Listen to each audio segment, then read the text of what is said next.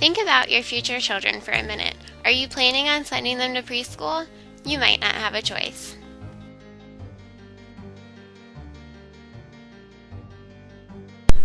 Sending your children to preschool may go from being a choice to being mandatory.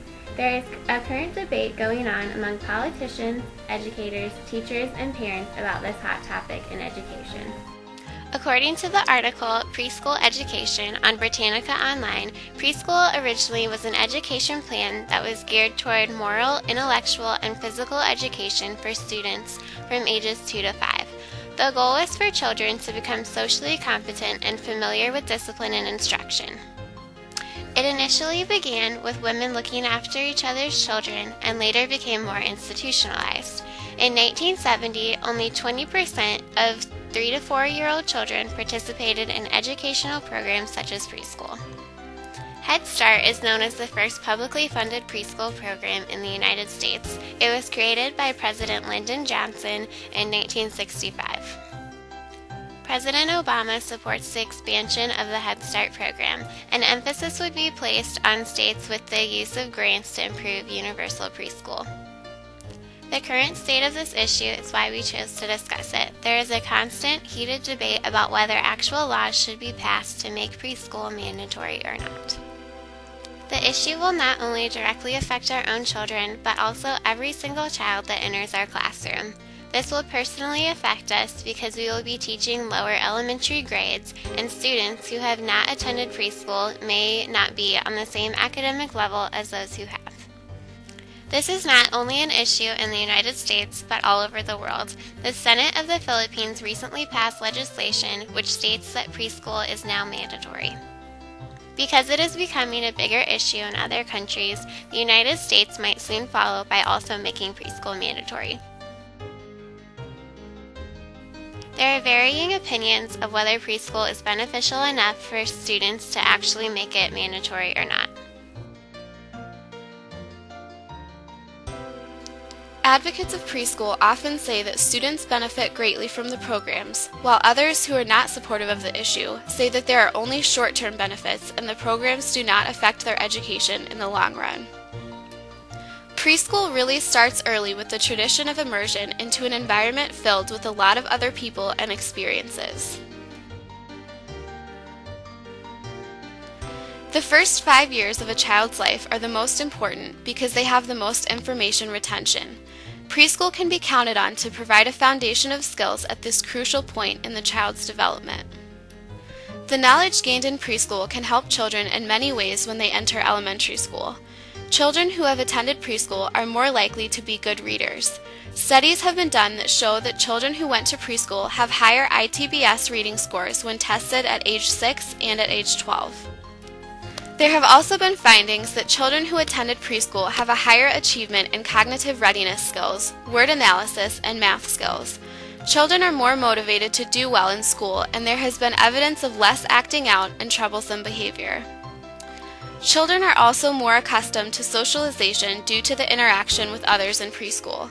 The preschool setting provides them with appropriately aged playmates and increases their teamwork and collaboration skills. The long-term effects of preschool are just as beneficial as the short-term effects. According to Duran, if all 4-year-olds in San Diego County went to preschool, there would be 700 fewer high school dropouts each year, 2,200 fewer juvenile criminal charges, and 4,569 fewer children in special education. These preschools would work just like public elementary schools and would be made available to all children ages 2 through 5. This means that no child would be turned away due to their socioeconomic status. Despite the arguments of the supporters of mandatory preschool programs, there are also several arguments against. Every preschool program may not exude the best social or educational experience. Advocates generalize the benefits for preschool-aged children, but that doesn't mean that every preschool offers the same opportunities. President Obama states that we should raise the bar when it comes to early learning programs. Today, some early learning programs are excellent, some are mediocre, and some are wasting what studies show are by far a child's most formative years. Some believe that public preschools are only beneficial towards lower socioeconomic families. Critics say that the state should not expand education when so many of the country's public schools are failing. Taxpayers should not pay for services that they may not be using.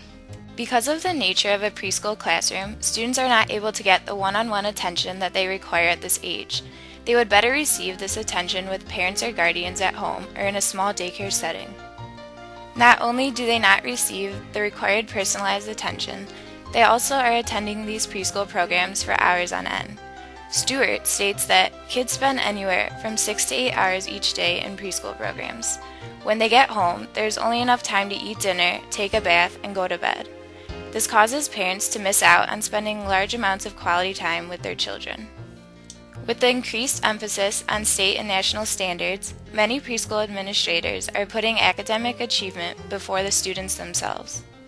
In many cases, the percentages of increased educational performance throughout the children's academic career are very minute and do not have lasting effects. Because of all the pros and cons, the issue will continue to be a topic of debate in education.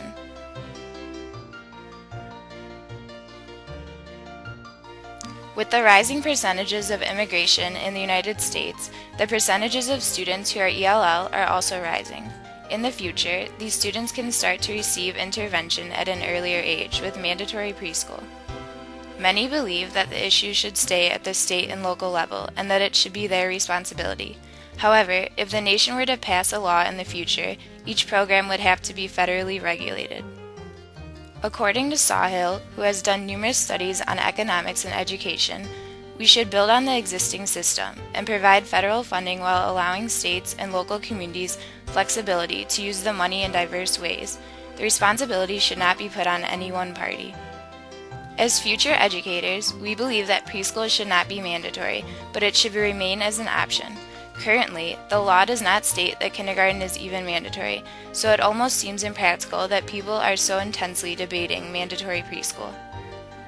Parents should have the choice whether to send their children to preschool or not. It will definitely benefit some students, but not necessarily all students. Students should not be generalized.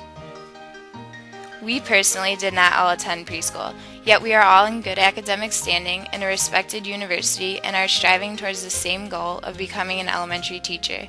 Can you determine which one of us did not attend preschool? Neither can legislators.